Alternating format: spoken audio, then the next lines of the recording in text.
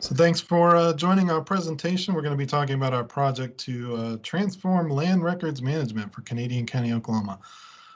Lisa Schaefer will be presenting with ProWest and Associates, and myself, Joel Foster, with Canadian County, Oklahoma. So we had two big problems that we needed to solve.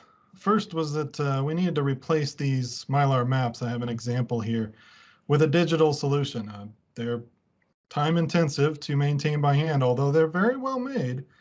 They also assume like perfect quarter sections that are nice and square, but that's not really the reality on the land on the surface. And we were duplicating time and effort to make those maps and a digital map as well. And we also needed to fix problems with our existing parcel data. And we found out that there were even some mistakes on the Mylar maps themselves. And when I started out at Canadian County, we had incomplete parcel data. I finished that, but maintaining that was lower priority than keeping the Mylars up to date because those were our official maps. And so that parcel data was not always accurate. And my experience has been that parcel data errors are hard to find without just looking into the records that create them. And those errors can compound because you've got to fit all the other parcels next to the one that you may have made a mistake on. So even if we created data to solve the first problem, right? Because to replace the Mylars, we're going to need labels or annotation at the level of parcel lines, and we didn't have that.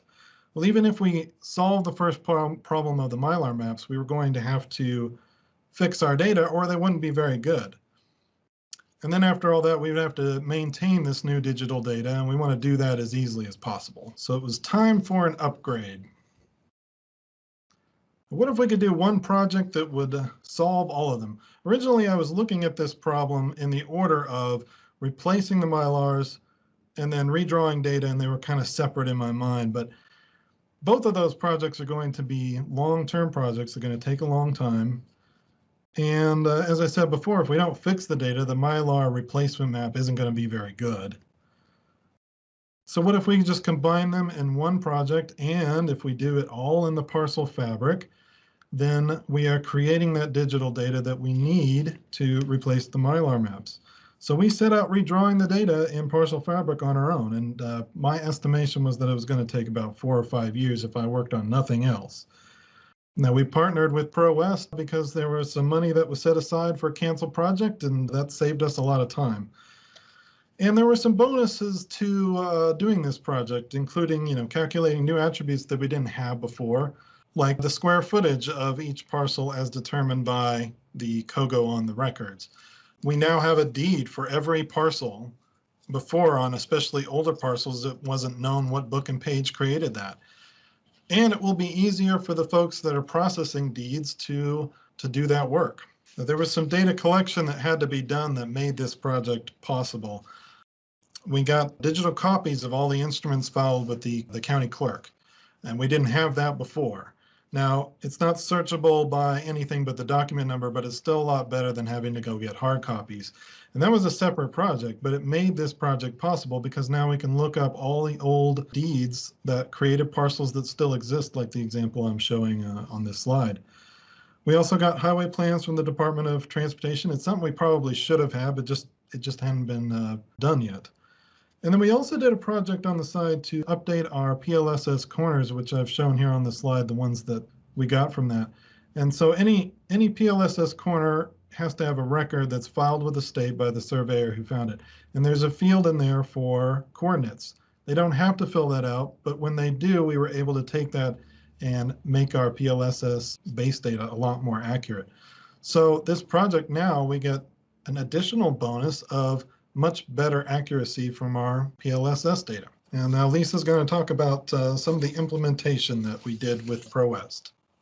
Thanks, Joel. Right, so from a technical perspective, this was a truly exciting project because we were able to utilize so many skill sets as a collaborative project between what ProWest could do and what Canadian County they have all the information, they have all this knowledge. We just needed to put all of our skill sets together and make it happen. So starting from the ground up, it was a very collaborative effort. As Joel was just saying, there was PLS development from that new data collection that they just received. So developing that data with the county, Joel, you did a lot of work there to provide that control along with the sections and the quarters. And then ProWest was able to build upon that for the government lots and working out some of those complex river situations. So that was an eye-opening experience with a couple of major rivers that had some reworking in there.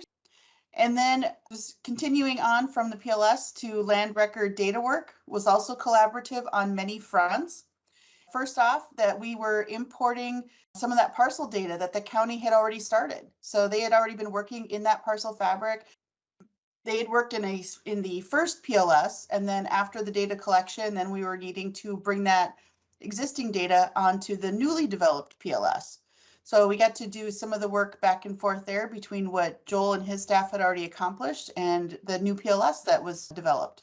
Along the way, we also got to utilize some ArcGIS Online to support not only project transparency, but also the collaboration for research. Some of that being pre-research, where we knew ahead of time that we would need new records or the instruments, those would be required, where we didn't have maybe a full legal description. And then some discrepancy research where, some situations snuck up on us and were found. So we were able to utilize the county's skill set to be able to find that research and provide that to us. The project was also very detail oriented to ensure that all COGO calls match the input, whether that was the deed, survey, plat, or other instrument of record. And then along the way, there were interim deliverables so the county could review what was being done at various points. So included in that then were, of course, many quality control checks, utilizing what the ArcMap fabric already had in place, and then adding on top of that some data reviewer extension checks, being able to look through all of that, some visual tabular checks, and then some random spot checks of the data. So we were able to make sure that the project was meeting the county's needs. And of course, as much as we all hope a project goes smoothly, there are always a few challenges along the way. Some of those that we were able to find and resolve or work through. So due to that new PLS, some of those older plats, the alignment was a little tricky, mostly because some of those older plats are meant to be parallel and perpendicular to PLS edges. So just aligning or realigning, I should say, the boundary of those older plats really wasn't the whole solution, because that may not fix everything internal to be both parallel and or perpendicular to those edges. So sometimes those older plats require just a little more work. And then of course, there's always, with every project, right, older plats to newer plat alignment, trying to set a standard as to which is better, which bearing alignment to use, situations like that, pretty common with most projects. In some cases, again, older data, sometimes you have to use other sources. So we were able to use road center lines to sometimes get some of those bearings for lots and blocks. So sometimes working with plats, I know that everyone who has worked with data, sometimes you draw it one way or draw it from a different starting point. You might get slightly different alignments. So sometimes you had to try to figure out which was going to be the best, and sometimes redrawing was actually the best solution.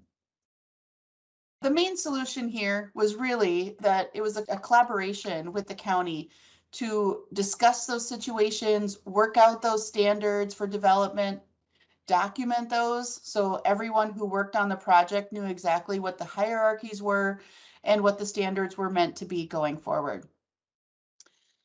I'll let Joel continue and expand upon the county's perspective and describe what you want for measures of success.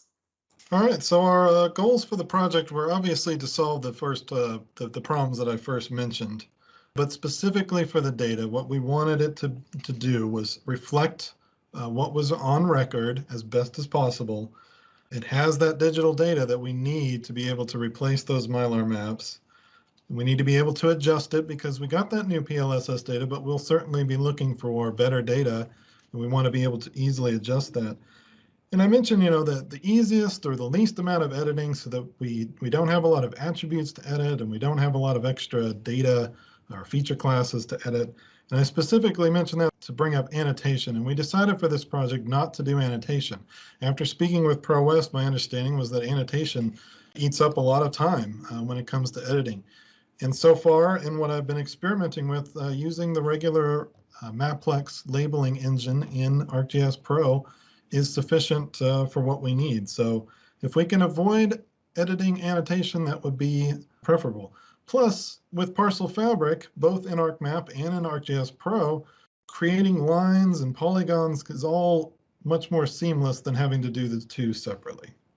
Speaking of ArcGIS Pro, looking at the transition to Pro, the ever-looming transition from ArcMap to Pro, we'll have to decide whether we want to convert to Pro. Now, the project was done in ArcMap. We'll have to decide if we want to do that in-house using Esri's tools, or we might partner with ProWest to do that project separately as well. But we need to make sure that we're going to accomplish all the same goals. And one particular problem is there's a loss of direct relationship between the lines and the parcels that are created by them. And I need to recreate that with the smallest footprint possible. So again, I'm trying to avoid having extra attributes to maintain or extra steps in editing. So right now I'm looking at an as-needed Python tool, and that seems to be the best option now, but I haven't gotten that completely working yet. And so what's next on our project? Well, I'm continuing to update the parcel data with changes that happened since the start. And our Mylar replacement maps will be a quarter section map. Each Mylar represented a quarter section. So with these replacement maps, we'll use data-driven pages in ArcGIS Pro to create a page for each quarter section. And I've got an example here. I think I've got it tweaked to be just as good. Now, some of the data is missing, like you'll see a road easement that we haven't created data for yet, but those things can be added after the fact.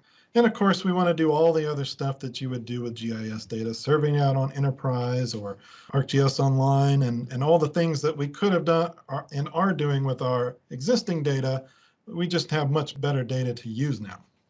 And of course, we have in our project training with ProWest on myself and other staff members on the best way to use Parcel Fabric going forward. So that was our project. It's still ongoing now, but the results so far have been pretty good. So thank you for attending and enjoy the rest of the conference. Our email addresses are on this slide for you to contact us if you'd like.